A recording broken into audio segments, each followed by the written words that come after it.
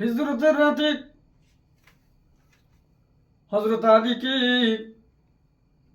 সব ধরনের আমানত বুঝিয়ে দিয়ে বিশ্বনবী আবু বকর সিদ্দিক রাদিয়াল্লাহু তাআলা আনহুর বাড়ির দিকে রওনা হলেন। যেই না গিয়ে ডাক দিলেন, বাবা আবু বকর। দরজা সঙ্গে সঙ্গে খুলে গেল। আল্লাহ নবী জিজ্ঞাসা করলেন, বাবা আবু বকর, তুমি কি ঘুমাও নাই? আবু বকর বলেন, ইয়া রাসূলুল্লাহ, ইয়া হাবিবাল্লাহ, যখন থেকে আপনি বলেছেন হিজরত করা হবে, তখন থেকে আমি আবু বকর বিছানায় পিঠ ঠেকায় নাই। ইয়া রাসূলুল্লাহ, ইয়া হাবিবাল্লাহ, হুজুর, আমি আবু বকর গভীর ঘুমে আচ্ছন্ন হয়ে যেতে পারি। আপনি দোজাহানের বাদশাহ, আমাকে ডাকতে ডাকতে পেরেশান হয়ে যাবেন, আমার জন্য অপেক্ষমান হবে। আমি আবু বকর এটা মেনে নিতে পারি না। দেখেছেন ভালোবাসা কাকে বলে? আমরা তো রসুলকে ভালোবাসা দেখাই, ভালোবাসা কাকে বলে দেখেন। সেই আবু বকরকে সঙ্গে নিয়ে বিশ্ব নবী চলে গেলেন হিজরতের পথে। পথ চলতে চলতে চলতে চলতে সাওর নামক গুহার কাছে যখন পৌঁছে যায়, দুজনে ক্লান্ত শ্লান্ত হয়ে যায়। গুহার মধ্যে আশ্রয় নেবে। হযরত আবু বকর সিদ্দিক বললেন, ইয়া রাসূলুল্লাহ, ইয়া হাবিবাল্লাহ, হুজুর, আপনি একটু বাইরে অপেক্ষা করুন, আমি গুহার ভেতরটা ঠিক করে আসি। হযরত আবু বকর সিদ্দিক গুহার মধ্যে প্রবেশ করে পরিষ্কার পরিচ্ছন্ন করতে লাগলেন। পরিষ্কার পরিচ্ছন্ন হয়ে গেল, কিন্তু গুহার ভিতরে থাকা সাপের গর্তগুলোকে বন্ধ করা হবে কিভাবে? কোন কোন গর্ত পাথর দিয়ে, কোন গর্ত নিজের পাগড়ির কাপড় দিয়ে একটু একটু করে সাপের সকল গর্ত বন্ধ করে দেওয়া হলো। কোন বর্ণনায় এসছে ৭০টা গর্ত ছিল, কোন বর্ণনায় এসছে ৮০টা গর্ত ছিল। গর্তের সংখ্যা যাই হোক না কেন, হযরত আবু বকর সবগুলো গর্ত বন্ধ করতে সক্ষম হয়েছিলেন, একটা মাত্র গর্ত ছাড়া। আবু বকর চিন্তা করলেন, এই গর্তটা যদি খোলা থাকে, সাপ যদি দংশন করে দেয়, রাসূল কষ্ট পাবে। এই না মনে মনে চিন্তা করে গর্তের মধ্যে নিজের গুল্লেটা ঢুকিয়ে দিয়ে বসে পড়লেন। আল্লাহ রাসূল হযরত আবু বকরের উরুতে মাথা মুবারক রেখে একটু আরাম ফরমাচ্ছিলেন। এমন সময় গর্তের ভিতরে থাকে একটা সাপ। একবার এই গর্ত থেকে উঁকি দেয়, একবার ও গর্ত থেকে উঁকি দেয়, একবার আর একটা গর্ত থেকে উঁকি দিতে থাকে। যখন দেখতে পাচ্ছে যে গর্তের মধ্যে থেকে বের হওয়া সম্ভব নয়, সকল গর্ত বন্ধ করে দেওয়া হয়েছে। সাপ গর্ত খুঁজতে খুঁজতে দেখে না একটা গর্তে মানুষের পা রাখা আছে। সাপ মনে মনে চিন্তা করলো, মানুষের পায়ে দংশন করে দিলে পা উঠিয়ে নেবে, আমি সাপ গর্তের মধ্যে থেকে বেরিয়ে আসতে পারবো। এই না চিন্তা করে আবু বকরের পায়ে সাপটি দংশন করে দেয়। আবু বকরের চেহারা রং বিবর্ণ হয়ে যায়, প্রচন্ড যন্ত্রণা, কিন্তু তিনি শত কষ্টকে চেপে ধরলেন, একটু নড়াচড়া করলেন না, গর্তের মধ্যে থেকে পাটাও উঠিয়ে নিলেন না। মনে মনে করলেন, আহারে, বিশ্বনবী আমার উরুতে মাথা মুবারক রেখে একটু আরাম ফরমাচ্ছেন, আমি আবু বকর যদি নড়াচড়া করি, আল্লাহ রসুলের ঘুমটা ভেঙে যাবে। আমি আবু বকর আল্লাহ রসুলের সামনে সানে বেয়াদবি হয়ে যাবে। আমি আবু বকর বেঁচে থাকতে নবীর সামনে বেয়াদবি করতে পারি না। যন্ত্রণা তো আটকে নিয়েছে, নড়াচড়া করছে না, কিন্তু চোখের পানিটা ধরে রাখতে পারলেন না। এক ফোঁটা অশ্রু গিয়ে নবীজির চেহারায় পড়ে যায়। নবীজি উঠে পড়লেন, আবু বকরের দিক তাকিয়ে অবাক হয়ে গেলেন।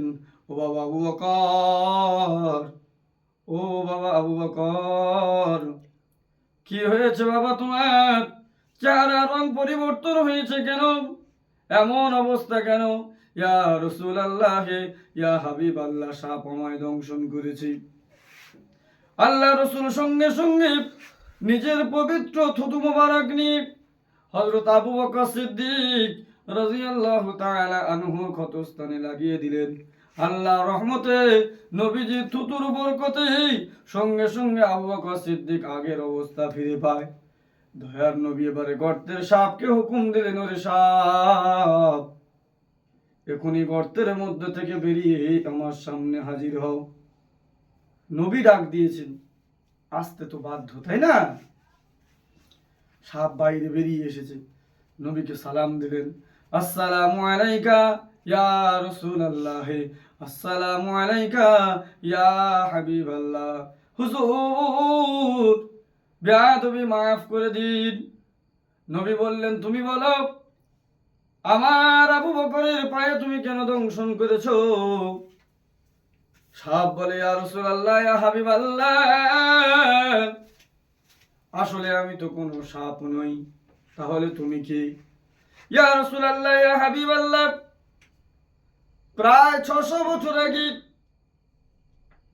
আল্লাহর নবী ঈসা আলাইহিস সালামের সঙ্গে আমার সাক্ষাৎ হয়। আপনার কথা জিজ্ঞাসা করলে নবী ঈসা আমাকে জানিয়ে দেয়, অমুক গুহায় তুমি আশ্রয় নাও। আখেরি জামানার নবী মক্কা থেকে মদিনায় হিজরতের পথে ওই গুহায় আশ্রয় নেবে। তোমার সাথে আখেরি নবীর সাক্ষাৎ সেখানে হয়ে যাবে। ইয়া রাসূলুল্লাহ, আমি আপনার নুরানি মুখখানা দেখার জন্য, আপনার চাঁদ মুখখানা দেখার জন্য শ বছর ধরে এই গুহায় অপেক্ষমান। হুজুর গো, আমি আপনার মুখটা একটা বার সচক্ষে দর্শন করতে চাই বলি আমি একাধিক গর্ত খনন করে রেখেছিলাম, যাতে কোনো না কোনো গর্ত থেকে আপনার নুরানি মুখখানা দেখতে পাই। আমি যখন শত চেষ্টা করেও গর্ত থেকে বের হতে পারছিলাম না, মনের মধ্যে একটা ভয় ছিল যে আমি হয়তো আর আপনার মুখটা দেখতে পাবো না। এই ভয়ে আমি আর কোনো চিন্তা ভাবনা না করি সোজা আবু বকরের পায়ে দংশন করে দিলাম। কিন্তু আবু বকর আপনার এমন প্রেমিক, নিজের শত যন্ত্রণাকে চেপে ধরে সামান্যতম নড়াচড়া করলো না। আমি অবাক হয়ে যাই যে আমি আপনার কতটা প্রেমিক, আমি আপনাকে কত ভালোবাসি। তার থেকে কয়েক হাজার হাজার গুণ বেশি ভালোবাসা আবু বকর আপনাকে বেশি দেয়। এখানে আমরা কি লক্ষ্য করলাম যে সেই সাপটা প্রায় কম বেশি 600 বছর ধরে নবীর নুরানি মুখখানা দর্শনের জন্য উদ্গ্রীব হয়েছিলেন, একই জায়গায় অবস্থান করছিলেন। আমরা তো নবীকে দেখি নাই, নবীকে কোনোদিন আমাদের মধ্যে কারো দেখার সৌভাগ্য হয়েছে কিনা আমরা তাও বলতে পারবো না, আল্লাহ ভালোই জানেন।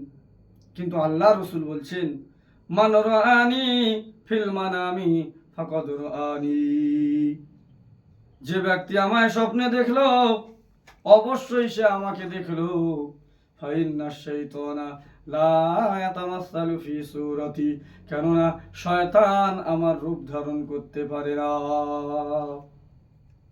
আমি আপনি যদি আল্লাহ রসুলের নুরানি মুখখানা, চাঁদ মুখখানা দেখতে চাই, তাহলে পরবর্তী ভিডিওর জন্য অপেক্ষা করবেন। ইনশাআল্লাহ আমরা পরবর্তী ভিডিওতে আপনাদেরকে নবীরকে স্বপ্নে দেখার আমল বলবো ইনশাআল্লাহ।